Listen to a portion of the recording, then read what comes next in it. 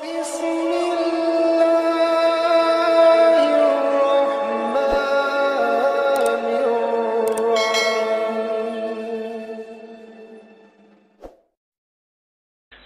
subuh yang diberkahi Allah, kita masuk ke bab Az-Zikr. Bab Az-Zikr ini lumayan panjang, karena ini menjadi ruknut tariq, rukunnya tariqah, tariqah wusul ilallah, untuk merasakan hadir kepada Allah. Inilah rukunnya. Rukun itu bahasa Arab artinya tiang. Nggak ada tiang ini nggak berdiri. Ya. Sebenarnya apa arti daripada zikir? Az-zikru ada beberapa makna. Namun di sini beliau memulai daripada faedah zikr. Az-zikru yusmirul maqamat kullaha minal yaqazah ila tauhid. Jadi zikir itu menghantarkan orang dari kesadaran batin, kita sadar nih, kita baca, ila tauhid, kepada tauhid, mengesahkan Allah Subhanahu wa ta'ala. Wa yusmirul ma'arif wal ahwal, bisa membuahkan ma'rifat dan ahwal. Sebelum masuk ke bagian-bagian intinya, mari kita baca Al-Fatihah untuk baginda Nabi Muhammad sallallahu alaihi wasallam. Karena beliaulah Sayyiduz Zakirin, pemimpin ahli zikir. Dan kita kirimkan, kita bacakan untuk qalbu kita. Dan begitu juga pengarang kitab ini, Syekh Abdul Qadir Isa Asy-Syadzili Al-Qadiri. Al-Fatihah. A'udzubillahi minasyaitonir rajim. Bismillah. Iyyaka na'budu wa iyyaka nasta'in. Shiratal ladzina an'amta 'alaihim ghairil maghdubi 'alaihim waladdallin.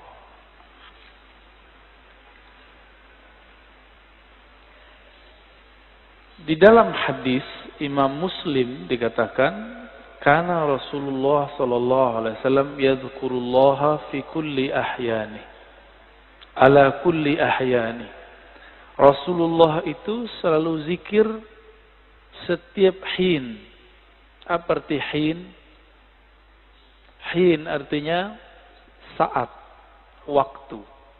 Setiap saat, setiap detik, detik per detik.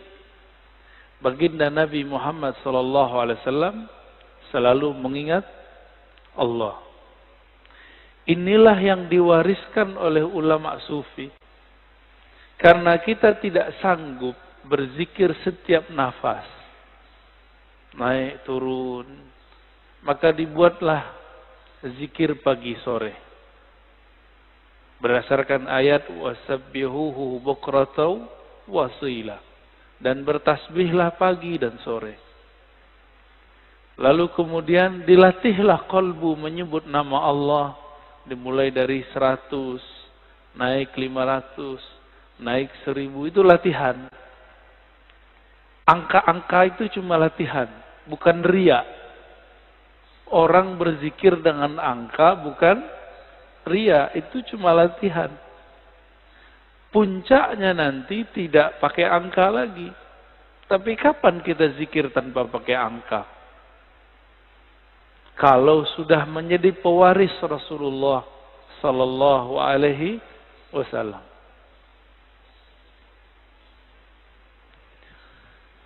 Malaikat-malaikat Allah dari awal dicipta sampai sekarang itu mereka cuma mengamalkan 1 atau 2 zikir. Jadi ada malaikat yang zikirnya cuma subhanallah. Ada yang subhanadzil izzati wal jabarut. Ada yang zikirnya cuma Allahu Akbar. Ada zikirnya cuma la ilaha illallah. Itu malaikat. Dan gak putus. Maka di saat seseorang berzikir sebanyak-banyaknya, di saat itu sisi malaikatnya muncul. Malaikat tidur enggak? Enggak. Malaikat lalai? Enggak. Malaikat makan? Enggak. Makanya orang-orang yang sudah ahli zikir ini, makannya bisa berkurang. Tidurnya bisa berkurang. Karena dia sudah mirip dengan malaikat. Nah, itu namanya ahwal malakiyah. Ahwal malaikat.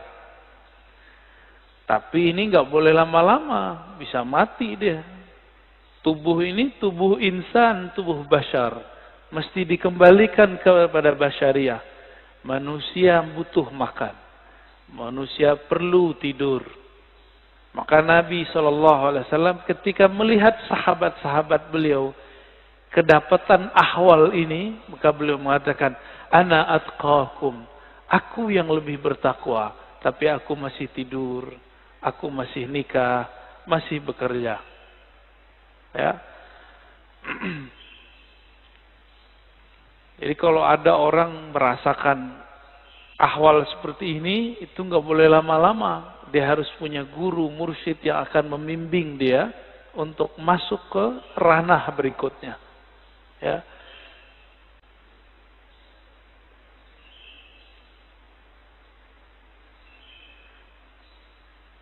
Kata zikir artinya ada dua. Pertama, zikir berarti benar-benar menyebut Allah. Ya. Kadang-kadang diartikan dengan makna yang lebih banyak.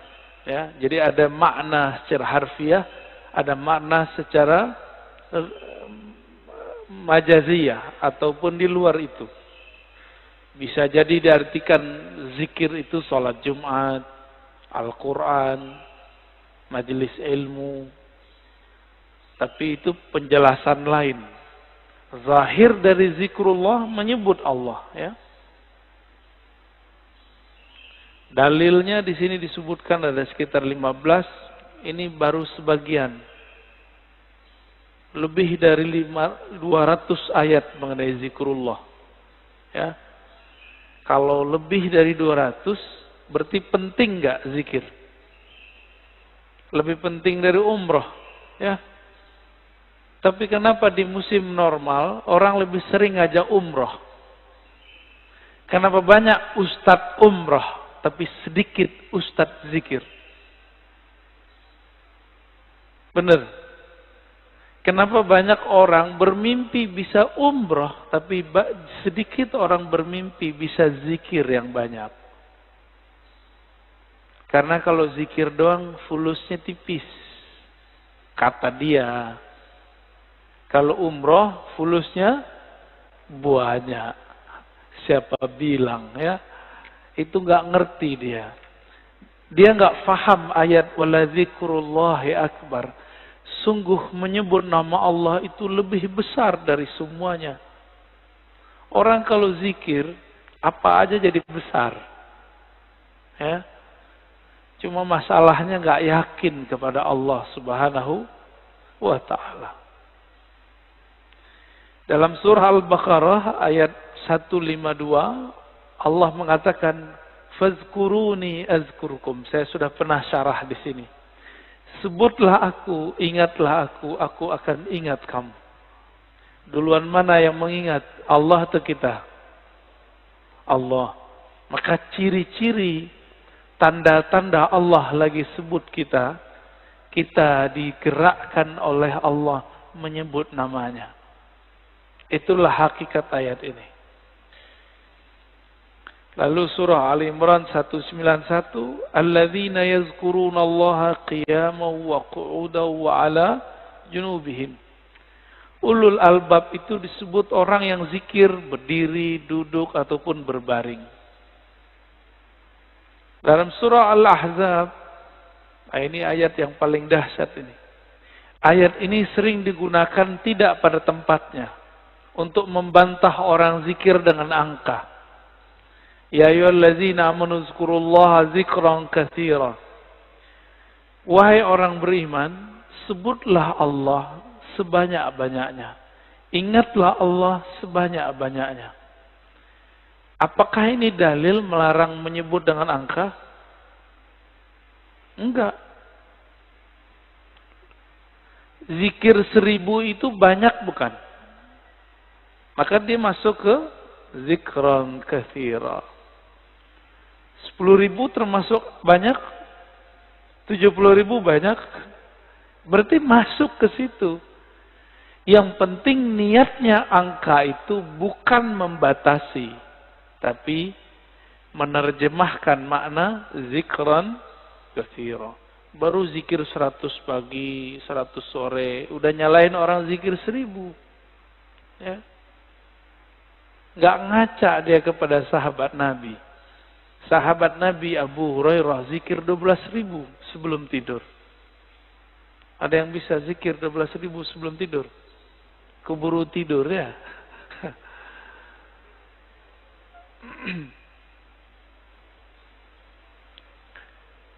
Ada surat Ar-Ra'd ayat 28. Ala bidzikrillah tatmainnul qulub. Ketahuilah hanya dengan menyebut Allah, kalbu bisa tenang. Jadi antum mau belajar apa aja, itu kalbu nggak akan tenang. Jadi orang kalau hijrah, tidak hijrah zikrullah, nggak akan mendapatkan kedamaian kalbu. Oleh karena itu, bagi saya, berdasarkan ayat-ayat ini kan banyak ayatnya tadi. Belajar zikir itu bukan sunnat, tapi wajib. Ya. Belajar zikir itu sunnat, salah itu. Belajar zikir itu wajib. Kenapa disebut wajib? Allah mengatakan, aqimis salata li dzikri. Dirikan salat untuk mengingatku. Salat wajib enggak? Wajib. Supaya kita dari awal takbir sampai assalamualaikum connect kepada Allah SWT, maka yang dilatihkan apa? Gerakan yang bagus atau zikir yang mantap? Apa yang dilatihkan? Dirikanlah sholat untuk mengingatku. Berarti yang dilatihkan apa? Mengingat Allah yang dilatihkan. Jangan sibuk masalah ini wajahtu atau enggak pakai ini. Enggak khusyuk antum ntar, malah kusut nanti. Jangan sibuk masalah usuli bid'ah atau tidak bid'ah, enggak khusyuk nanti. Oh ini kan ilmiah. Ilmiah itu bagian akal. Kalau sholat pakai kolbu. Jadi kita nggak ada debat lagi kalau sholat. Antum mulai sholat debat. Wah imamnya jahar nih bismillahnya. Kata mazhab ini ngaji lagi sholat. Ya pengajian dia lagi sholat. Kuliah aja kali ya. Imamnya kunut. Debat lagi di hatinya. Kunut itu menurut imam ini bid'ah. Menurut imam. Ngapain? Sholat itu bukan lagi berdebat.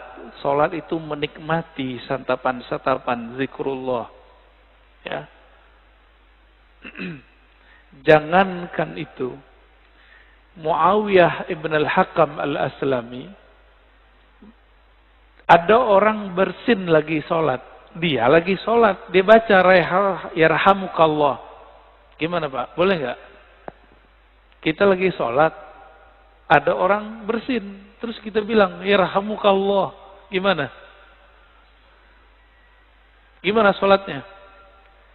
Masalahnya sahabat ini kan nggak semua ngerti fikih. Nabi lagi ngajarin. Lagi sholat, sahabat bentak dia. Kayak anak kecil dulu. Maka Nabi ini ngajarin sahabat betul-betul satu persatu. Lagi sholat, bentak sahabat. Gimana tuh? Apa kata beliau? Selesai sholat, Nabi tidak mengata-ngataiku. Bi abi wa ummi, demi Allah. demi ayah ibuku, beliaulah guru terbaik. Guru paling ideal, gak pernah ngata-ngatain orang. Terus Nabi bersabda, kata beliau, wahai Muawiyah, salat itu la tasluh, tidaklah cocok kecuali zikrullah dan tasbih. Maksudnya, kamu gak usah tanggapin kalau ada orang bersin. Itu cuma nanggepin orang bersin, apalagi nanggepin orang kunut. Buat dalil lagi dalam hatinya. Wah, di mazhab gua nih nggak ada nih. Nggak ngangkat tangan lah. Debat, lagi sholat debat. Berdebat dengan diri sendiri. Ini kan kasihan. Ini tanda sholatnya, belajar sholatnya bukan dengan zikrullah.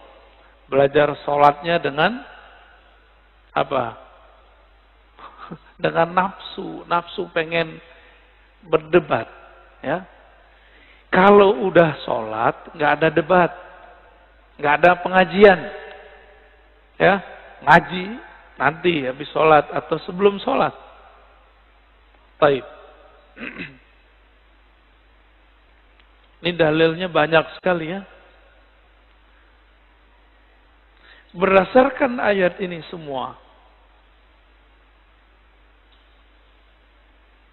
Ibnu Abbas radhiyallahu taala anhuma mengatakan, yang dimaksud dengan ayat-ayat tadi, yazkurunallah fi adbaris salawat wa ghuduwan wa 'ashiyyan wa kullama istayqaza min naumih wa kullama ghada aw raha min manzilih dzakarallaha katsira.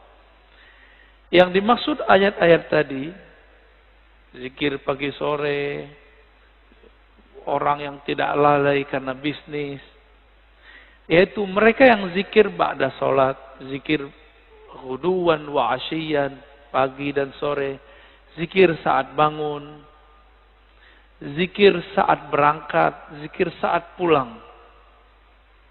Jadi nggak ada waktunya kecuali zikrullah. Qala Mujahid, murid dari Ibnu Abbas mengatakan, seseorang nggak disebut ahli zikir hatta yazkurallaha qa'iman wa qa'idan wa muttaji'an, sampai dia ingat Allah baik dalam keadaan duduk, berdiri ataupun tidur. Gimana caranya zikir dalam tidur, Pak? Udah ada yang nyoba belum? Ini aneh nih minum. Gimana cara zikir kalau lagi minum? Bismillah, itu zikir sebelum minum. Bismillah. Itu zikir sebelum minum. Lagi minum, zikirnya apa?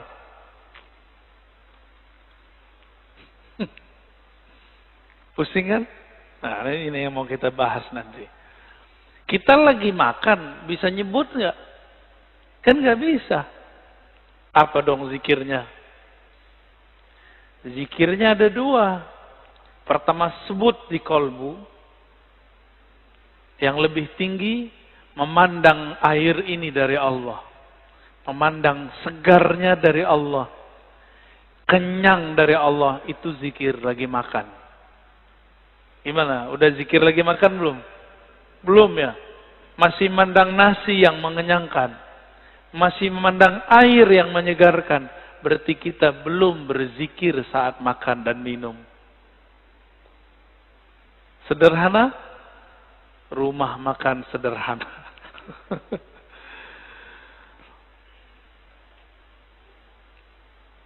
Imam Nawawi mengatakan ajma'al ulama ala jawaz zikr bil qalbi wal lisan lil muhdits wal junubi wal haidi wal nufasa.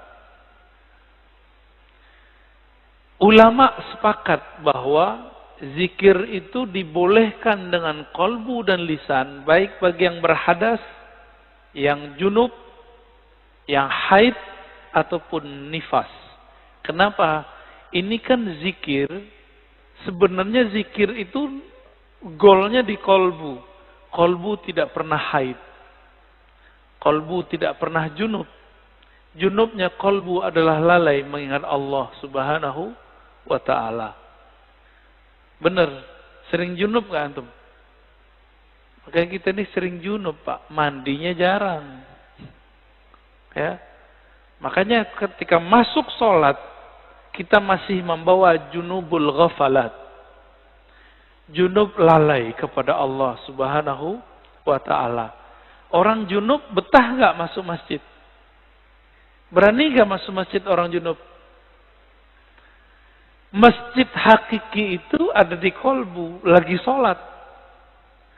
Antum lagi mau sholat, tapi tidak keluar dari junub lalai. Gimana mau menikmati zikrullah? Ya, gak bisa masuk. Jadi kita gak bisa masuk ke kolbu kita. Padahal itu diri kita sendiri. Ya. Hadisnya sangat banyak. Ini ada hadis yang paling kenceng ya, paling dahsyat ini. Kata Nabi, "Masalul ladzi yadhkur rabbahu wal ladzi la yadhkur rabbahu kamasalil hayy wal mayyit." Hadis ini riwayat Imam Bukhari ya, dalam kitab doa.